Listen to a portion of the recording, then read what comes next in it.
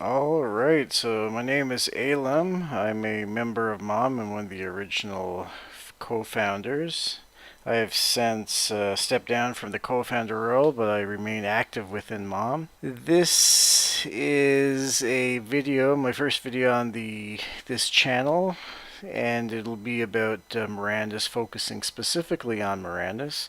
At the present, I'm on a safari in Africa, but I took a little time out to play this playtest and throw together a little video. So this particular video will go into the playtest, the gameplay loop, show some changes and issues that the playtest has had, a secret area that I suspect few people have fully explored, a little data mining of the Excel files for an upcoming sneak peek, and then just my final thoughts as to what I think about this playtest and Mirandus going forward.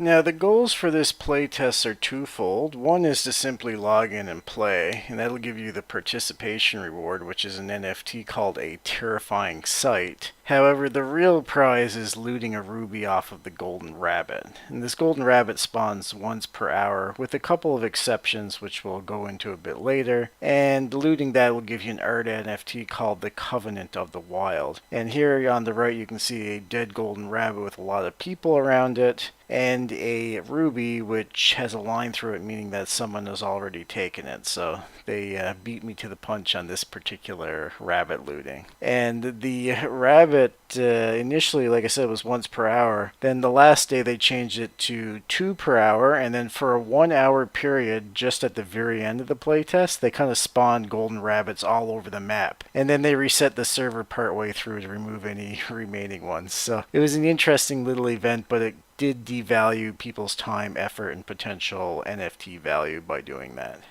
Next up we have the map of the rolling hills, and this is something I threw together in paint within a few minutes. I think it's fairly accurate, but I'm no artist by any means. Nonetheless, you can see the starting outpost where it says Outpost 1 in the northeast. That is where you spawn into the game, and you kind of go clockwise around the map through various points, fighting rabbits, then deers, then wolves, and finally the golden rabbit, and to the more secret area. And decent map overall, and with the gameplay footage we see coming up here, we'll go into more detail on exactly what that process involves.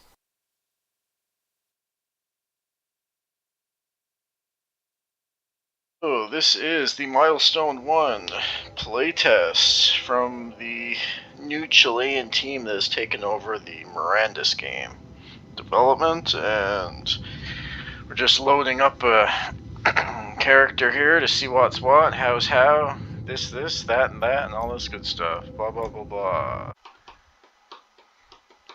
So, first off, you want to activate your sprint. Pressing shift in the bottom left corner, you will see your stamina bar depleting. Switch to number 1 to pull out your kind of like little shiv or whatever and start killing rabbits. You want a couple things from these rabbits. One, you want 5 sinew. The other thing is you want this lesser piercing thing, but they drop pretty frequently. Also, the rabbits can drop up to 2 sinew at a time, but it's not 100% drop rate on the sinew either, so like that one didn't drop it. Nonetheless, it only takes about 5 or 6 typically to get, and you also want some of their meat as well because you will need that. Okay, that's obviously a bug. It says I didn't qualify for looting it even though I did 100% damage. This playtest definitely has its fair share of bugs. So this one was useless. So, like I said, you just go around, kill some rabbits to start. Very easy. You can pretty much ignore the whole first little outpost. There's nothing useful there for you. 3 sinew. Oh wow. That's the maximum drop rate for a sinew per mob. One more maybe? Let's see. You can start swinging before you even reach them because there's a delay to the swing timer. Actually, this is the first time that I've got enough sinew, but I don't actually have the piercing rune thing, which is very interesting. I usually have like a whole stack of those things, which I don't want. There we go, lesser essence appears. Okay, so move fast, you can put away your knife. And we want to head down to the next little outpost. And you can sprint the whole way. You can see that your stamina is depleting pretty quick. You don't want to 100% deplete your stamina, because then you start taking like 5% health damage every so many seconds, and you will die from that. And then you'll go to Purgatory, which I'll show a little later once we've completed the main initial tasks there. So, our first destination is up ahead on the left. As you can see, it's another little outpost. This outpost has all the basic crafting stations that you need.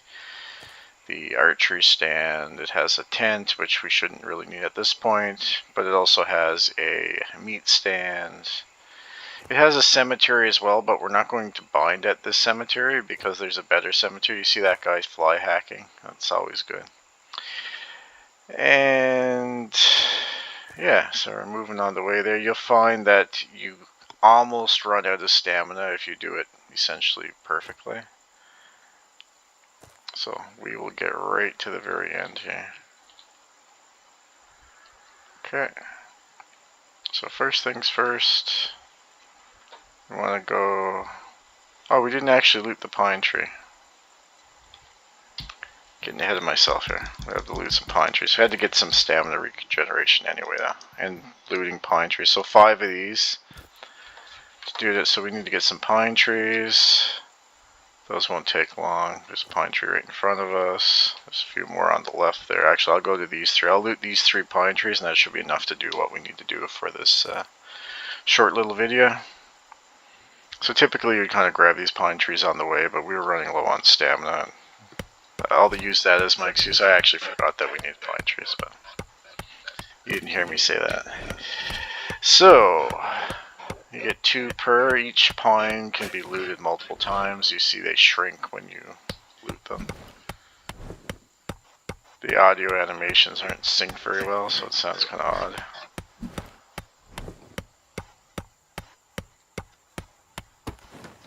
If you're going to actually go for the end result, which is getting the rabbit, you're probably going to want a good like 50 pine.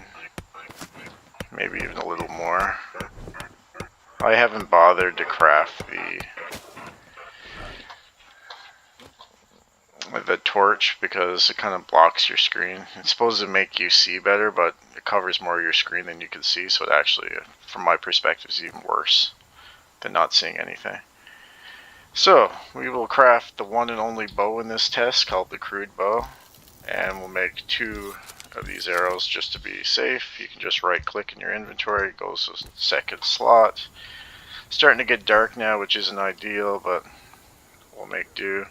So we want to hunt some does with the bow. Don't waste your time hunting does with the shiv.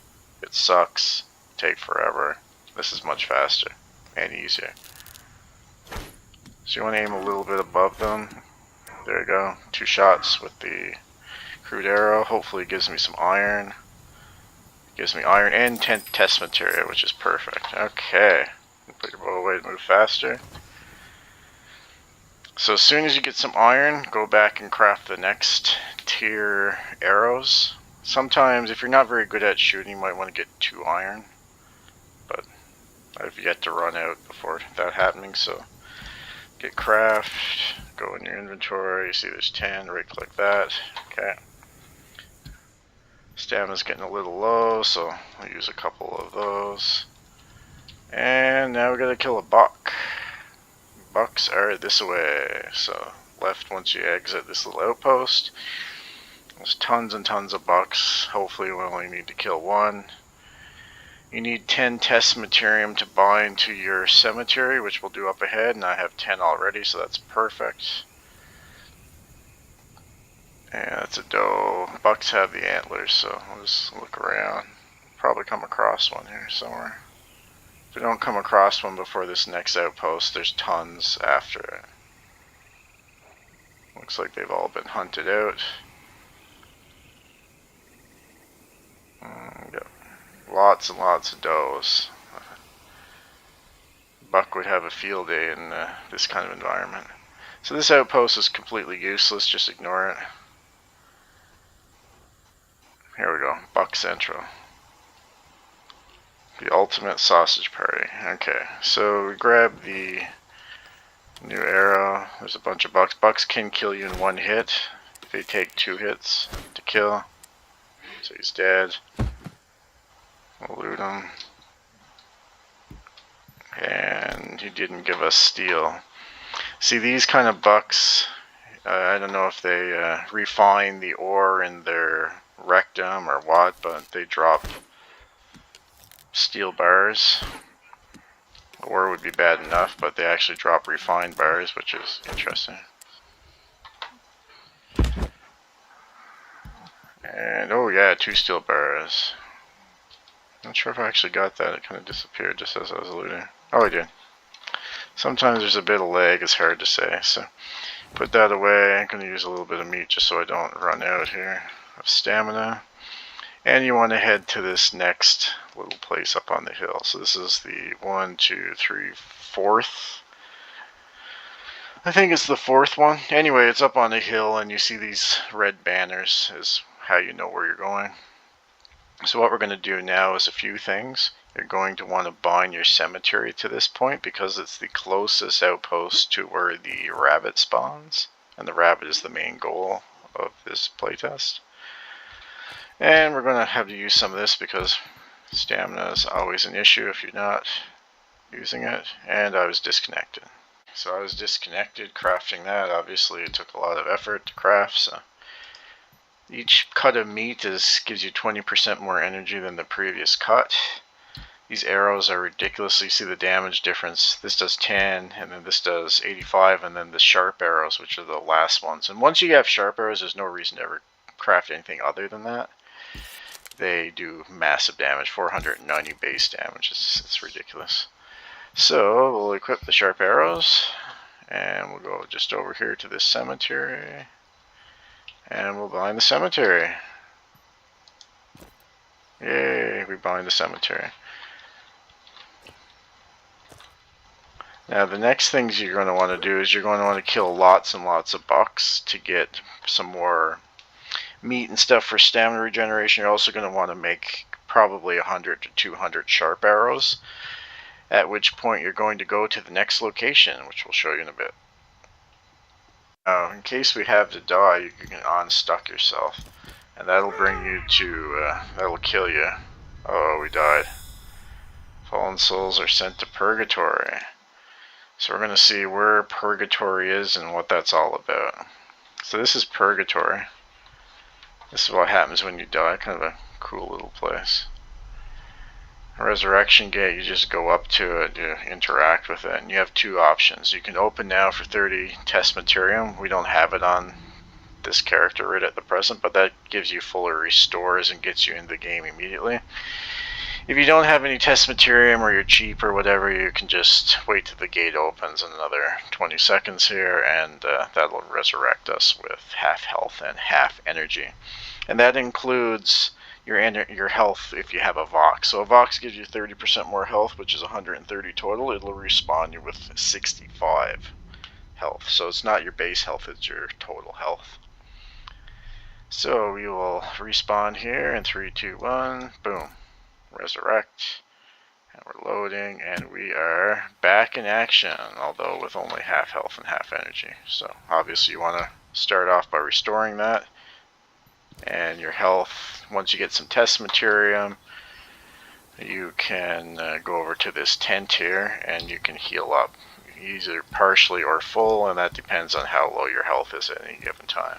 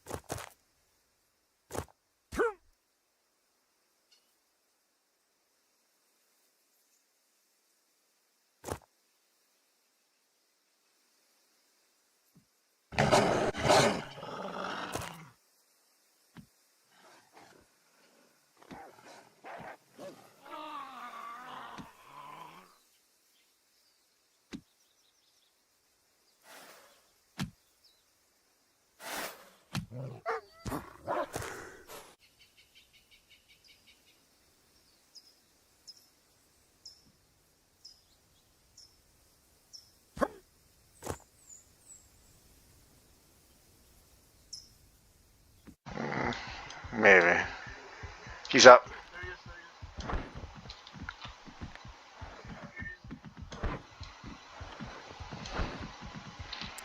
I got him.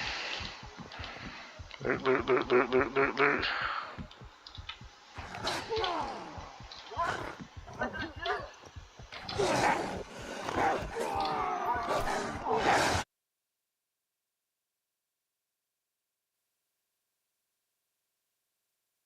Alrighty, we're into the next section here with regards to lag, crashes, and disconnects, which is a part of the playtest issues. So first off, lag is a major issue in this playtest, and after a mere few hours of the server being up, you get to the point where every few seconds of walking results in you pausing for a few seconds. And it pauses your entire screen, which makes you very vulnerable. Also causes a few other things, so mobs can die standing up, arrows get stuck in the air, and this causes even further lag. It gets to the point in some cases where mobs can die and then just keep dying in the same spot to the point where you can never loot anything. The next thing is with regards to crashes, and crashes occur frequently.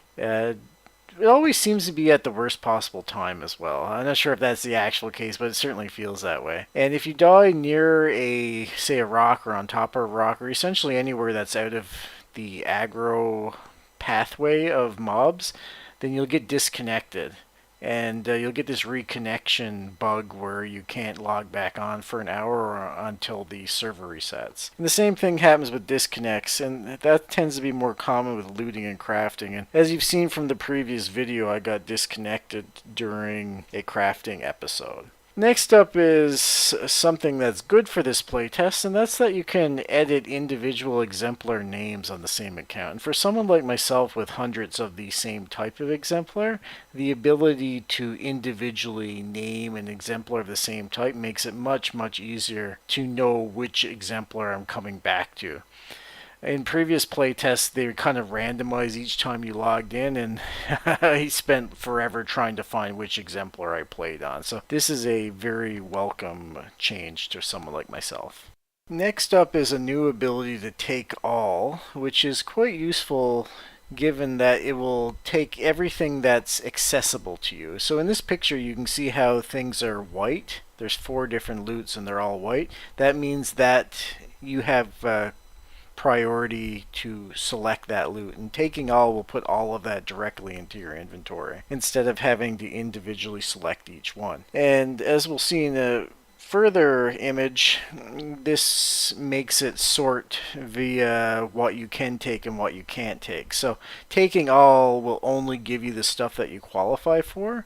When you give enough time to a mob, then it gets to the point where everybody who is anyone who's there to loot it can loot it after a period of time, and then take all will literally take all of the loot off of that mob. Next up, we have a mob that was attacked by many different targets, and as a result of that, you can see how it spread out its test materium and it spread out its U into multiple different stacks. There's a long slider bar there, and it still keeps more or less the same amount of materium and other items. However, the more people that attack it, the more it splits it up, and it seems to split it up in an amount consistent with the damage done. And if you do more damage to the target, you qualify for more of these loots as well. So in this picture you can see the 2U I don't qualify for because it's gray. The 2 test materium has already been taken and I don't currently qualify for it, but the 116 test materium I do qualify for. So if I click take all there, I will get that 116 test materium and anything else that's white. And like I said before, if I wait a long enough period of time, it eventually will all become white, or at least what's remaining on the target, and I'll be able to take all the non-taken loot from that target at that point. Now here we have the different kinds of crafting stations with regards to regenerating stamina and health. So on the left hand side, the tent will regenerate your health, and that's done via paying Materium. And on the right, you can regenerate stamina, and that's via various meats or foods. And the foods you can take with you. So you can see where it says auto consume on the left, you use that at the spot, meaning you can't go anywhere else with hit point regenerating food on you, but you can carry stamina regenerating food, which is a huge benefit compared to the previous playtest where you could only regenerate stamina in the citadel, but you could regenerate health outside. Now here you can regenerate both outside. However, the stamina you can even regenerate out deep into the wild itself, which is a big gameplay advantage over the previous playtest. Cemeteries are new to this playtest as well. They allow you to bind your soul at a location of your choosing. So if you die, you will go to purgatory and then you'll come back at this cemetery. In this test, it costs 10 test materium to bind to that particular place. And you can only bind to the cemetery once unless you change to another cemetery.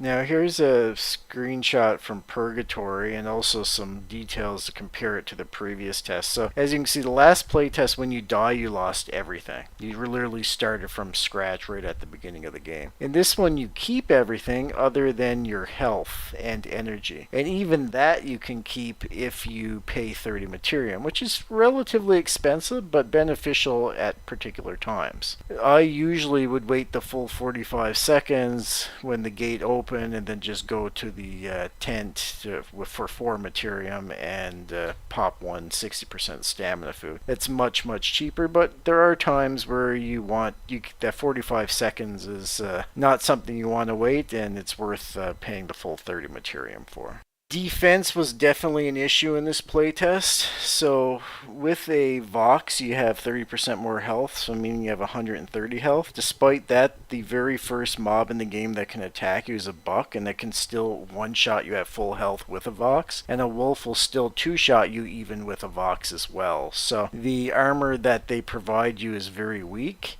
and also it cannot be upgraded or replaced at all. So that's a big difference from the previous playtest, and it made it so that you don't really feel much of a sense of getting stronger because you still die almost instantly from pretty much everything. On top of that, there's a significant lack of weapons. So last playtest there were multiple bows and there were multiple different melee weapons. And each melee weapon has a whole bunch of different strength associated with it, of different ranges and such as well. In this playtest, all you get is this one melee little shiv or prison shank or whatever it is that only does 1 damage, which is really bad and has short range. And after crafting, you can get a bow, but it's only a crew bow that does a mere 10 damage, and it's just really bad. So again, the fact that you have like no armor upgrades and your weapons are very weak and can't be upgraded either, again makes it feel like you don't get much of a sense of progression. On the bright side, you can craft better arrows, which are very strong, but again, even that you don't get the really top end arrows like the obsidian arrows, glass arrows, and fire arrows. On top of that, there are lots of useless items in the game. So last playtest you could harvest wheat, which you can see this is a image from the current playtest, and that could be used to make various foods, and you could also harvest flax, which look kind of similar, to make linen. This playtest, however, you can still harvest the wheat, but there's nothing to craft it into. And there's also mobs that drop linen this time instead of making it from flax, but again, you can't do anything with that linen. Later on, there's other drops like tin, orbs, essences, the yew tree, etc., and none of those items have anything craftable within the game. So I think they probably intended to have use for that, and my guess is they ran out of time to get all of that into this playtest, so hopefully in future playtests we see more of this. Now the looting from harvestables is quite a bit different. So last playtest there were pine trees, a couple pine trees around the map. Each one you would loot one pine at a time, and it would stay forever. So you never had to go to a different pine tree. In this one there's only pine trees. There's no ore nodes or anything else of use. However, there's multiple pine trees in clusters, and you can loot each one multiple times, and each time you loot it, you get multiple pine. However, once you loot it multiple times, it despawns, meaning you have to go elsewhere. And this is definitely a welcome addition. It's much more realistic. You don't have these evergreen resource nodes, and it requires you to look around a bit. On the downside, because there were so many people at the very start of the test, gathering pine was a big roadblock to progression. There's also some changes with regards to the mobs. So on the left you can see the brute, the new brute model that doesn't have any textures, and for whatever reason, despite where you hit them with an arrow, it all goes into their abdomen. And on the right you have the last playtest where the arrows would go pretty much wherever you hit them, and the brute had a little more texture and kind of looked better. On the beneficial side for the current playtest, however, the brute is a lot larger and does feel a bit more menacing, but it's also lacking animations. Now this here is an image of various wolves. So on the left you have a wolf from the last playtest just outside the wolf stand, and on the right you have the wolf from the current playtest. I think the wolf from the current playtest is actually a little better. He looks much more sleek and fast, and he certainly is fast. He's at least compared to us, he's 2 to 3 times as fast as it was from the previous playtest. He's also a lot stronger, not just in attack power, but also given the fact that we don't have any defense. So I kind of like the wolf on this most recent playtest. One of the few pros in compared to previous. Further onto that, we mentioned with the wolf and speed, last playtest you could sprint and you could outrun almost anything other than Mother or the Wisp. However, this playtest, say a wolf is after and you're sprinting, you can sprint at full speed and you can have a significant gap between you and the wolf's still going to catch up to you and eat you. The only way you can get away with him is hugging walls or jumping on rocks, or of course killing the wolf. Now that applies to all the mobs around the map, with the exception of rabbits and some mobs on Mother's Isle, which are considerably slower.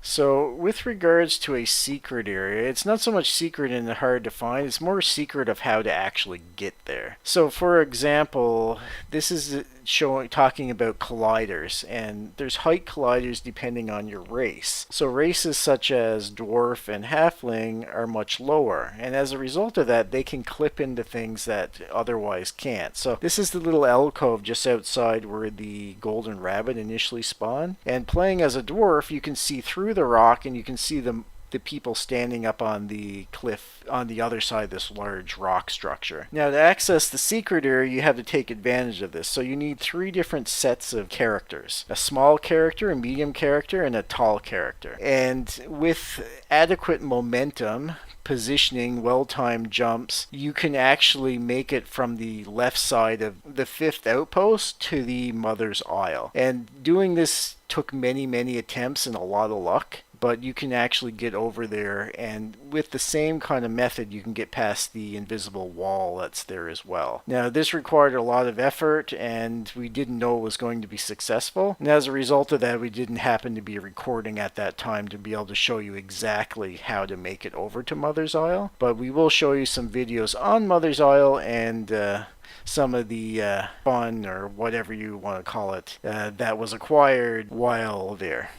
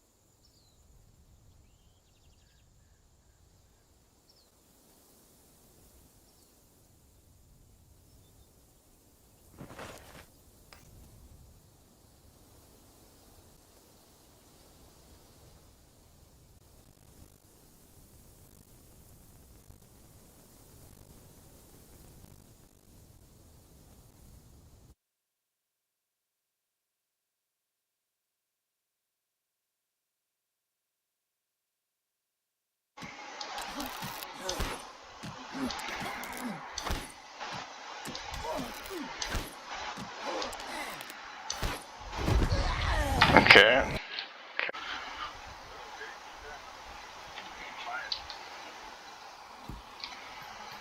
Oh, cha-ching! Do you ever?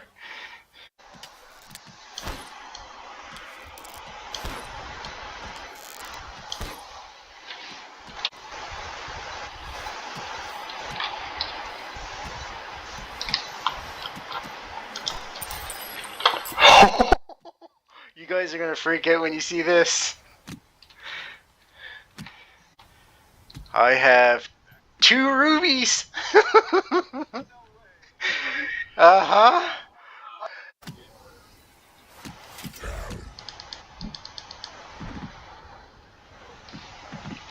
Oh, he's actually doing... He was doing damage to me somehow. I'm moving away. You guys need to kill him quick. I'm like super low health. 1 hit, I'm dead.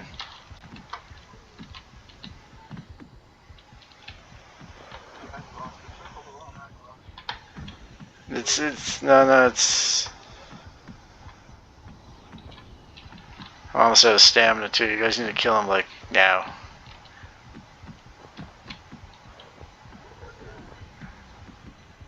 I need to eat some food or I'm gonna die of stamina loss. Okay, I eat some food. I'll try to pull him over here so he's far away from the goblin scout. Man, oh man. How many...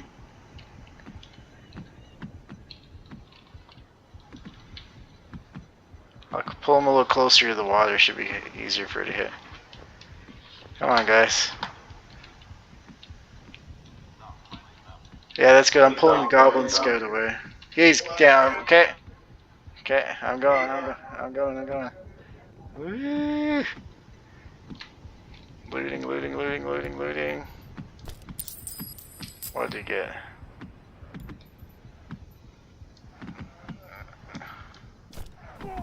No, okay. So who would have guessed the brutes also drop rubies, right? Anyway, we have some upcoming playtest information here. So first off, we'll talk about the various zones. So in the 2022 test, we had the Goblin Glade, and that was simply just shooting goblins in a big field. Next one was last year's playtest, which was quite good. Narrows Landing Beach, and of course the Citadel of the Sun. This year we have the Rolling Hills and Purgatory, which is when you die. Now, upcoming, there's lots of good stuff. We have Bastille, which I think was originally called Bastion. King's March, which is a really nice zone, which we've seen various screens and videos on. The Portcullis, Clarion Bay, Arden Horn, Splinterwood, which has a Town of the Prince and a Village of the Earl, which both deeds I very much like, and for whatever reason I don't actually have. Broken Mast, Oublié, and the Glitter Spiral. The Glitter Spiral is a dungeon. There's a couple other dungeons that are unnamed within these zones as well. So this is some significant upcoming content that's been built out already. Now, I don't know how much of this was from the previous team versus if the current team has built any of it out, or is it might be just all from the previous team. I'm not really sure. Now, harvestables and lootables, there's quite a few. You can see there's 10 different types of harvestables or lootables, and each one has approximately 6 different types, with the exception of the orbs and essences, which have 4 different types. Now, this playtest was very limited. The only things we could use were pine, iron, ruby, and the few meats. And you can see how many more items were there. The ones that were still in the game, but of course not usable, of course, were the wheat, some of the orbs and essences, the yew, the tin, the hide, and interestingly enough, you could get rubies in this one, but you couldn't actually get topaz, which is apparently a lower tier gem in this particular game. So there's lots more coming in the future. All of these have stats associated with them, crafting recipes, etc. All this is in the game files. So there's lots that have been built out that we just haven't seen in game yet. Now, there's also multiple different damage types, which is something new to this playtest as well. So this playtest had Pierce certainly was all the different arrow types, and we didn't have any crush damage. There is, however, quite a few other different kinds of magic or elemental damage. Like Molten is essentially fire, Living would be kind of like earth, I'm guessing, Frost is frost, Charge would be like lightning, Aether is kind of like a mana or whatever, Toxic I'm assuming would be poison, which the Clairbloods would be resistant to, Radiant is light, Soul is maybe blood or something. Shadow, of course, is shadow. So quite a few different damage types we haven't seen yet. The armors that are in the game files don't seem to have any resistance to any of these damage types, so it might be just exemplar abilities, various abilities, maybe potion resistances, etc. So quite a few things coming on that regard as well, and I'd like to see how they further expand upon this. Now, also there was some masteries in the game, which I should mention, and the masteries were just random, but it did give a kind of an insight onto the progression into your various skills by their use. Now with regards to some final thoughts, so while this just plays a kind of a chaotic fight of trying to get the golden rabbit, so I think the playtest was actually pretty good. Most people are very disappointed with it. I suspect they didn't see the vast majority of the content, unlike what we've seen. The execution was relatively poor. I'll give some examples. So last time for me there was some major issues with looting things because of lag.